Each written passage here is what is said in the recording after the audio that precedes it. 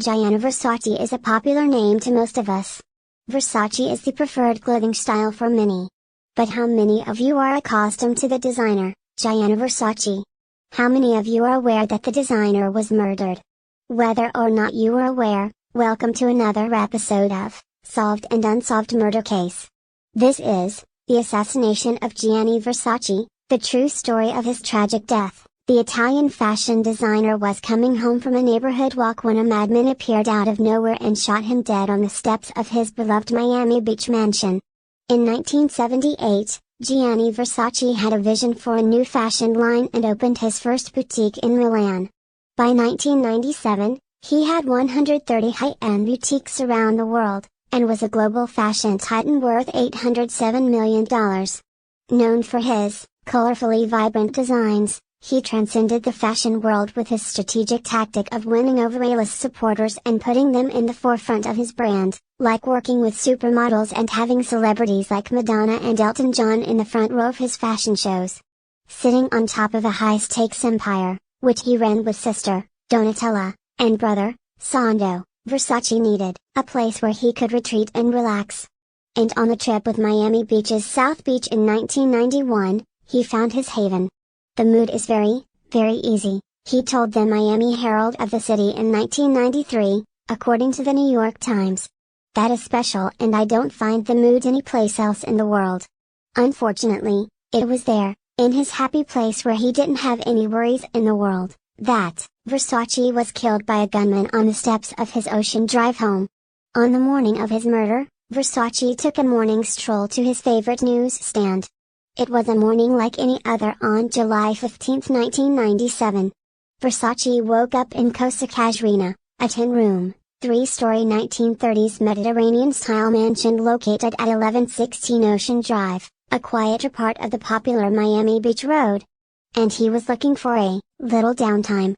After all, Versace just had a wildly successful showing in Paris of his Atelier Versace Fall 1997 couture collection, with Naomi Campbell front and center.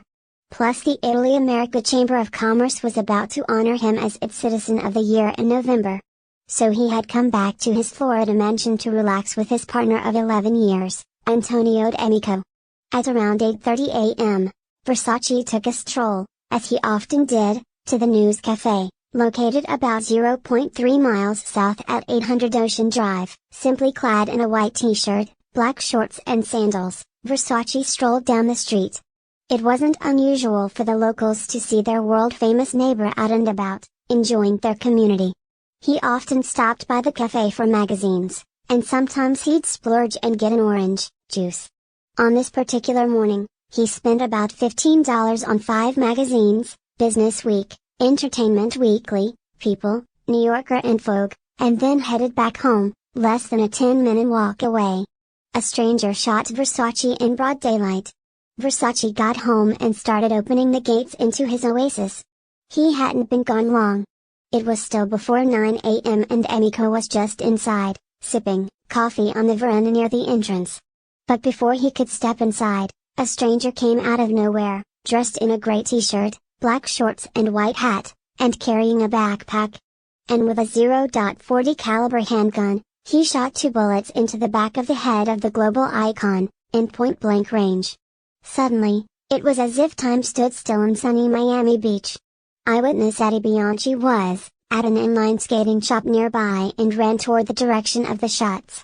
"We were right there watching and there's nothing you can do," he told the New York Times. His blood was coming out like crazy. He shook a little bit and stopped moving. Inside the gates, an ominous feeling immediately came over D'Amico.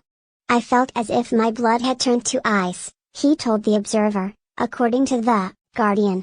He and their butler jumped up.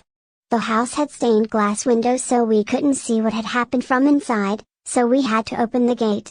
"I saw Gianni lying on the steps, with blood around him," D'Amico said. "At that point, everything went dark. I was pulled away, I didn't see any more." His murder sent shockwaves around the globe. Versace was quickly transported to Jackson Memorial Hospital's Ryder Trauma Center in Miami, 7 miles away. But by 9:15 a.m., he was pronounced dead at the age of 50. The shockwaves sent the world into a frenzy. the media descended on South Beach to cover the news of the unbelievable assassination. Onlookers crowded the entrance of the home, catching a glimpse of the 4 blood-stained coral steps before a county worker scrubbed them clean that afternoon. Later, the steps turned into a makeshift memorial, with flowers and cards left behind. From the other side of the globe, other big names of the fashion world sent their condolences. The news of Gianni Versace's death has left me in a state of shock, Giorgio Armani said, according to The Guardian. My reaction is one of revolt against such an unnatural and violent death. The shock of this tragedy devastates me, Valentino Garavani, best known as just Valentino, said, according to CNN. I can't believe he's not still with us. Designer Gianfranco Fair said, there are no words to describe how I feel right now. What happened is absurd, unexplainable, terrible. I feel only infinite pain. While the fashion industry tried to make sense of the untimely death, the FBI was soon involved too.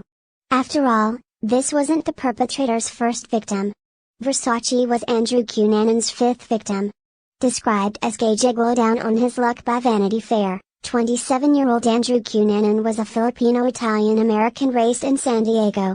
Reportedly a high IQ genius who could rattle off detailed facts, thanks to a seemingly photographic memory, he lusted after the high life, often pursuing older wealthy men. With a penchant for reveling in half-truths, Cunan's charms helped him weasel into the lifestyles of the rich, while leaving behind a trail of uncertainties. One of the biggest question marks left behind was whether Versace and Cunanan knew one another. Some sources claim that Cunanan met Versace in San Francisco years before the 1997 shooting, but the Versace family has been adamant that the two had never met. But one thing's for certain. Cunanan was on a rampage in the spring of 1997, with 4 murders between April 27 and May 9. The first was his supposed best friend Jeffrey Trail, 28, followed by his crush, David Madsen, 33, in Minnesota. He then moved on to Chicago 75-year-old real estate businessman Lee Miglin. While some accounts claim Miglin was a client of Cunanan's, the Miglin family says the patriarch most definitely hadn't met his killer before that night. Those 3 murders were called by criminologists as the work of a pathological, sadistic sexual offender, according to Vanity Fair, but his 4th victim, 45-year-old New Jerseyan William Reese, was thought to be simply killed for his red Chevrolet 1995 pickup truck. The deadly spree had landed Cunanan a spot as one of the FBI's most wanted fugitives. Not only were his killings sudden and sporadic, but they were gruesomely vicious. Cunanan seemed to be waiting for Versace to return to Miami. While a couple of months had gone by, Cunanan had apparently been living in Miami since May 12 at Normandy Plaza, 4 miles away from the Versace mansion. He lived a sort of double life, dressing up and going out to enjoy the nightlife and then mostly just eating pizza. He'd also been seen buying books and pornographic magazines, according to Vanity Fair. For the last 5 years, Versace spent about half his time at his Miami Beach home. And on Thursday, July 10, he returned. 2 days later, Cunanan checked out of the Normandy Plaza, and on that Tuesday, he attacked. Since he shot in such close range, eyewitnesses saw him running, and the clothes he was wearing were found by the red truck in a parking garage. Finally, on July 23, a police team honed in on a Miami area houseboat where he had been hiding out. There had been evidence he was trying to get a fake passport to leave the country. As the authorities approached, he shot himself dead. Versace's death left a hole in the fashion world. Without a suicide note, no explanation for why Cunanan killed Versace, or how long he targeted him, was ever revealed. About 2,000 mourners attended Versace's funeral at Milan's Gothic Roman Catholic Church on July 22, among them, high-profile names he worked with, including Campbell, Armani, John and Madonna. Princess Diana, in one of the last times she was seen before her August 31 death the following month, sat next to John. To keep his legacy going, the family focused on his fashion empire. After all, he had left Donatella a 20% stake and Santo a 30% stake and Donatella's daughter Allegra the remaining 50%, though she was only 11 at the time. Less than 3 months after his death, the Versace Milan Fashion Week show went on as it would have, on October 10, 1997. But instead of his rivals sizing up the collection, they all showed up in support. Armani, Donna Karan, Mia Zapata and Karl Lagerfeld sat in the audience, alongside celebrities like Cher, Boy George and Demi Moore. While the company was sold to Michael Kors for $2.1 billion in 2018, Donatella continues to oversee the brand. She's worked to put her own stamp on the label but knows none of it would be possible without her dear brother.